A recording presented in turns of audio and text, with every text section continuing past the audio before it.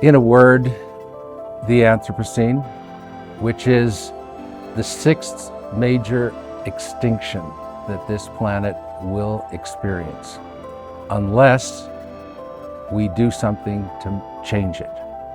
The Anthropocene is caused by human behavior, manifest as climate change. And climate change affects everyone. It goes beyond all of our differences, our politics, our religion, our beliefs. It doesn't matter. It affects all of us. And the only way we can deal with it is to have a major shift in consciousness. And that's the great opportunity presented by this challenge for us to come together as humanity and recognize that we all live in this one planet. And if we don't come together, we will not survive.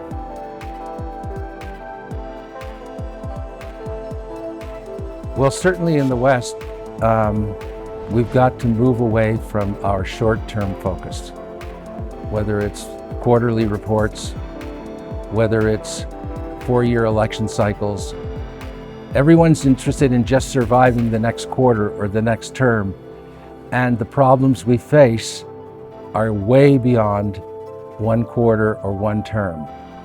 They're not going to be solved unless we have a much longer range view of what's going on in this world, and we go beyond our individualistic, selfish, self-centered approach, and we look at ourselves as global humanity.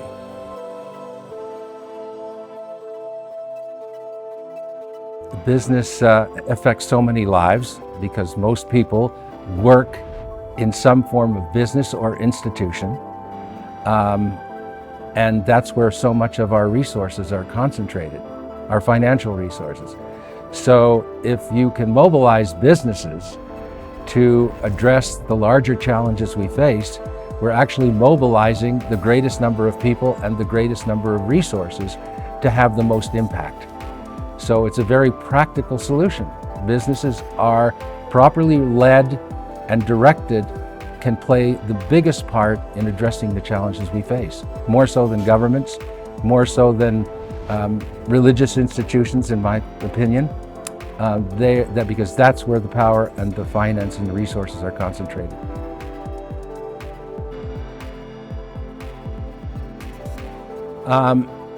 Going beyond the short-term view. Leaders have the opportunity to be a bigger voice, to see themselves as part of a system. No business exists in and of itself. It's part of an economic system, it's part of a taxation system, it's part of a cultural system. And so if we can see it as part of a bigger system, then we can start looking at the whole universe, the whole planet, as a system. And so the leaders themselves need to step out of their narrow, constrained focus, which is really their greatest opportunity and their greatest opportunity to be a leader, to get out of that short-term, limited, only my company counts focus.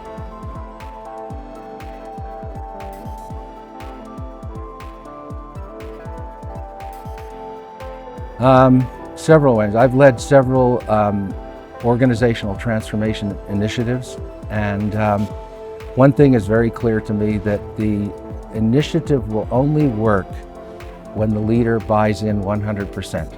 And I don't care if the leader is the CEO or a division leader or a team leader, if they are not committed to the process, which means they themselves have to commit to transforming.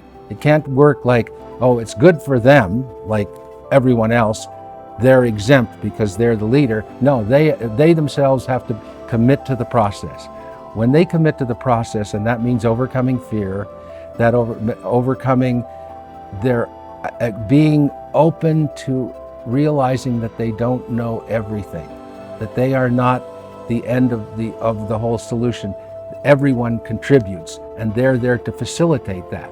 When they recognize that and they become engaged in the whole process, then everyone can be mobilized.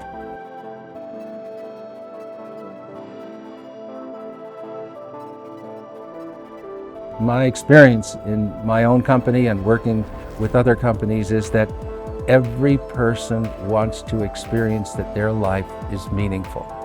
And where do people spend most of their time? They spend it in a business of some kind, some work, some form of work. So the work itself needs to be meaningful. And when people experience their work as meaningful, that unleashes passion. And that is a natural human desire.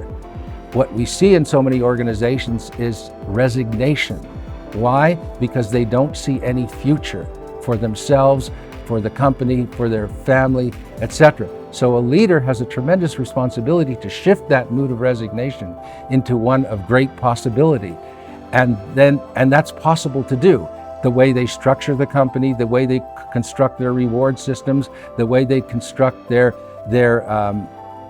policies and their practices, and they practice what they preach. And you infuse that throughout the organization, then you unleash tremendous potential. And when you unleash that kind of potential, it definitely shows up in financial performance. I mean, there's just studies after studies after studies. This is good business practice.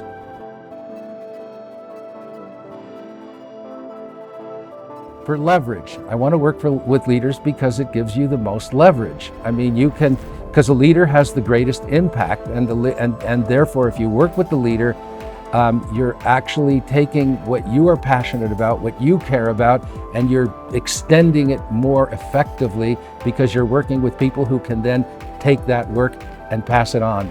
So by working with leaders, it's just a very practical way to make the shift that this planet, as humanity, we need that shift. That's the only way we're going to deal with the major issue that we're facing today, which is our potential global extinction.